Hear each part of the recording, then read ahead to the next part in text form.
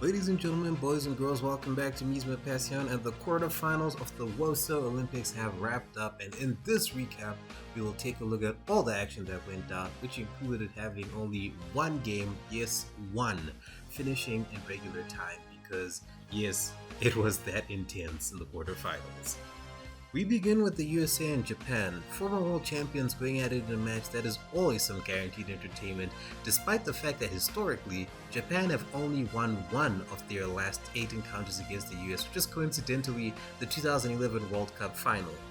This game itself was palpably tense, but entertaining nevertheless because both sides had evidently studied each other very well and neither was looking to get caught out.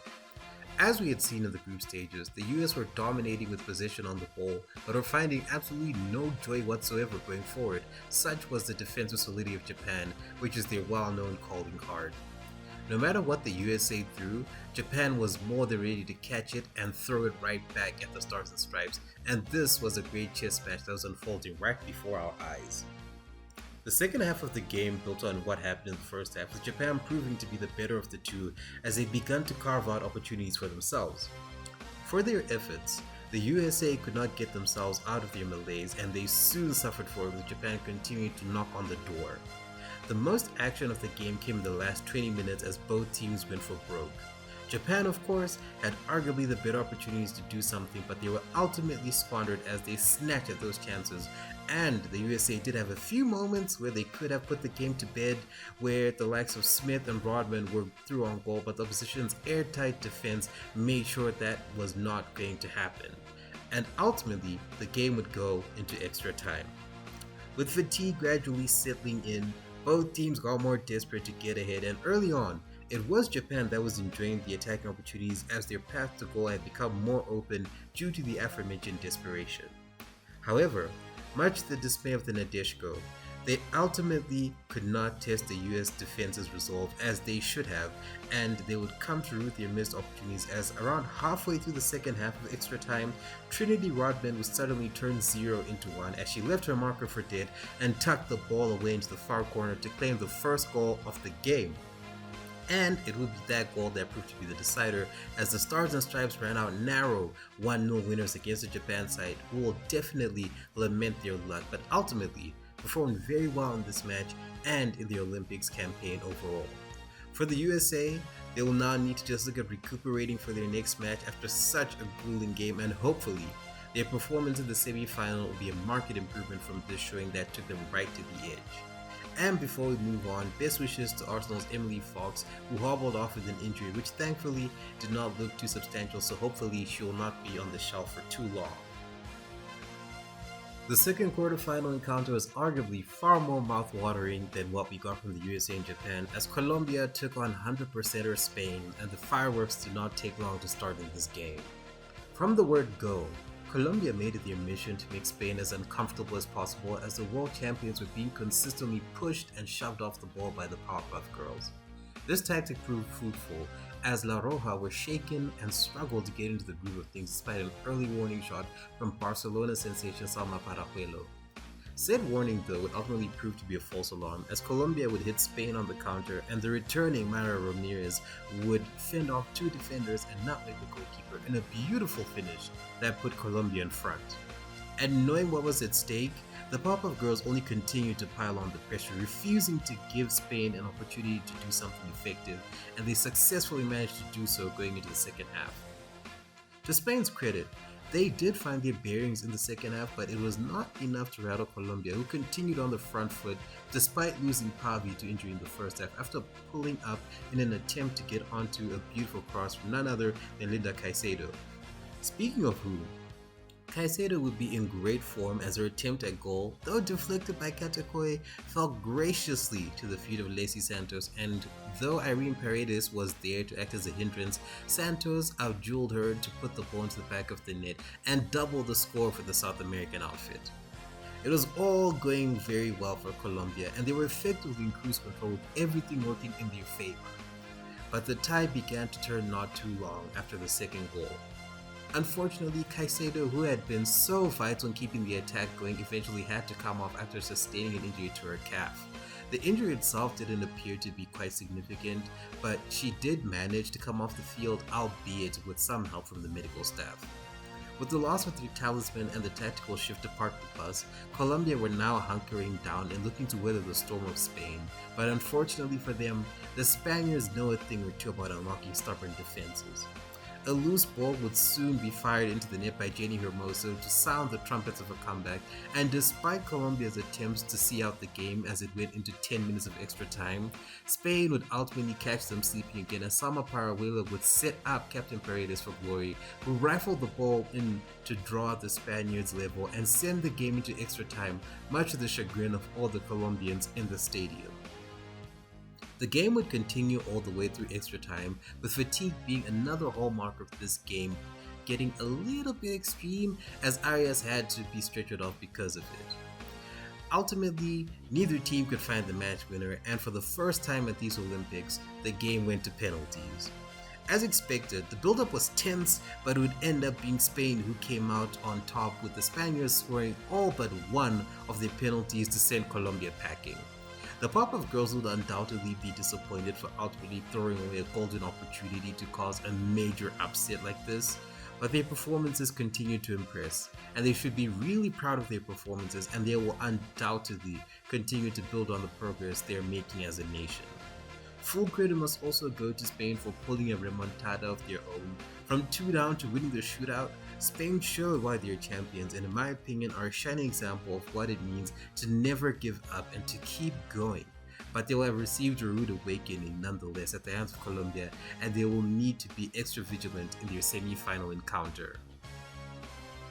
The penultimate quarterfinal encounter saw former gold medalist Germany take on current holders Canada, and like France versus Colombia, this game was a classic example of a tale of two cities.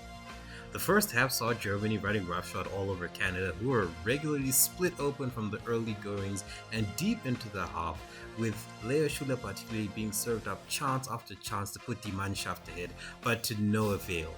There was nothing Canada could do here, and they were honestly lucky to have ended the half with the scores tied.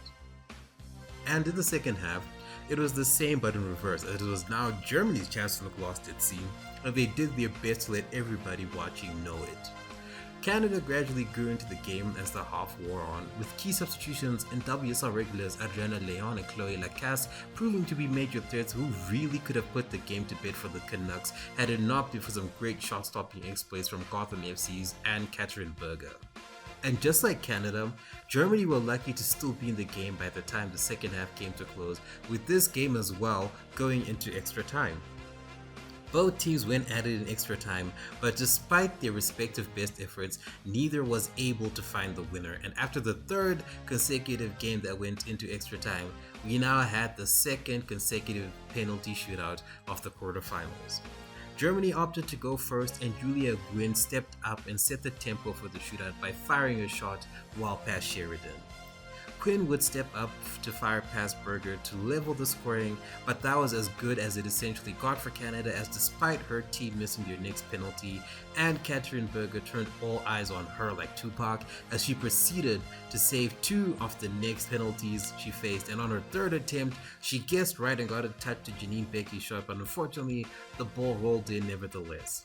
It was Berger though who got the last lap as she stepped up to take Germany's 5th penalty, and the force was strong with this one as Sheridan stood semi-rooted to the ground as Berger's shot went in to dump Canada out of the tournament. With her heroics fully recognized, Berger set up Germany's spot in the semi-final in what was a great and intense quarterfinal clash. And just a word on Canada, who did so well to get themselves this far in the wake of everything that happened regarding DroneGate. Well done to the team for staying together and pushing themselves to the limit right until the very end, and especially in this match.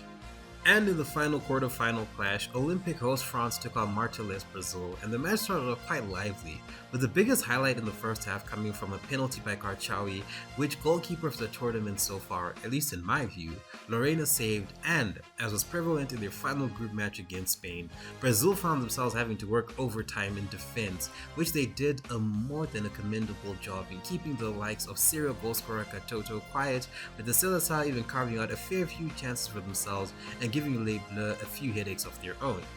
Gabby Portillo in particular was in rare form as she was a constant threat to the French backline, with even Wendy Renard struggling to keep the plucky Brazilian at bay.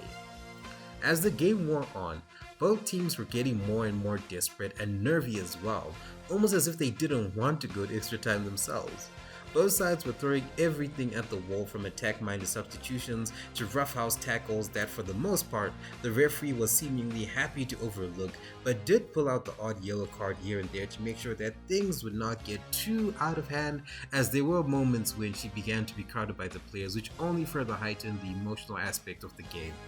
With time running out and neither France nor Brazil looking to take the initiative to snatch away victory, it seemed like everybody had settled for extra time. Well, that was everyone except for the aforementioned Gabby Portillo. Proactive as ever, almost like she was on some extra strength energizer batteries, Portillo pounced on some sleepy defenders to wrestle back control of the ball and score past Pico to finally break the deadlock with only 9 minutes of the game to go. And I don't know what it was about that goal, but tempers just flared in the dying embers of the match, as it seemed to me, at least, that we couldn't get a good 2 minutes of play before the ref was blowing a whistle to stop play for either a foul or to call on the medical staff to treat a player. In the end though, it would be Brazil who would see it out and defy all odds to knock France out of the Olympics thanks to the goal by Portillo, which also meant that we finally had our very first quarterfinal match that ended in regulation time. Talk about saving the best for last in that aspect. The Seleção will be jubilant after pulling off such an enormously impressive effort, and will definitely be G'd up by their performance and will definitely come out swinging come the semis. For the home team, it does mean that not only do the Olympic hopes come to an end, but so too does Hervé Renard's time in the dugout, and the search for a coach who can finally unlock the potential of this French team will begin. And that'll be something interesting to keep an eye on, because the squad is undoubtedly more than talented enough to be competing for the top honors, but time and again they underwhelm, which is a shame, but hopefully whoever comes in next can remedy that issue. Finally, although it is completely unrelated to the Olympics, it would be remiss of me to not mention the historic step forwards that AC Milan have made in the women's game, as they have become the first team in European football to introduce a set of new policies that affect their female players and staff. These policies will see the club, in addition to the new regulations brought on by FIFA, introduce additional security with automatic 1-year renewals on contracts for those who fall pregnant in the final year of their current contract. Club sponsors child care assistance for when the player or the staff member is engaged in sporting activities, so things like training and matches, in addition to covering all travel-related expenses such as transport, accommodation, food, and so on of the person's child, and one extra companion who is not the player or the staff member themselves. The players will be guaranteed their pay whilst pregnant and won't have to worry about it being cut in half or anything, with the players and the staff as well being guaranteed full access to the club's medical facilities throughout their pregnancy period, and even can go and seek external assistance that is covered by the Rossonieri if deemed feasible. This of course is excellent news, and a massive congratulations must go out to AC Milan for setting such a historic precedent in women's football, which can hopefully inspire other clubs in Europe to do the same in the not too distant future. And with the quarterfinals of the woso Olympics now coming to an end, the semifinals are locked in and both matches are group match replays, because the USA will be taking on Germany and Brazil will be taking on Spain. Hopefully by the time the games are played, the players will be well rested, because the rate of injuries throughout the Olympics have been quite frankly sickening. And it's honestly unfair for the players to be driving themselves into the ground like they have been so far. But let me know what you thought of the quarterfinals and what you think will happen in the semis, and tell me if you think the players are being overexerted with games in the comments below. Thank you as always for watching. Like, share, and subscribe if you enjoyed this video, and I will see you in the next one.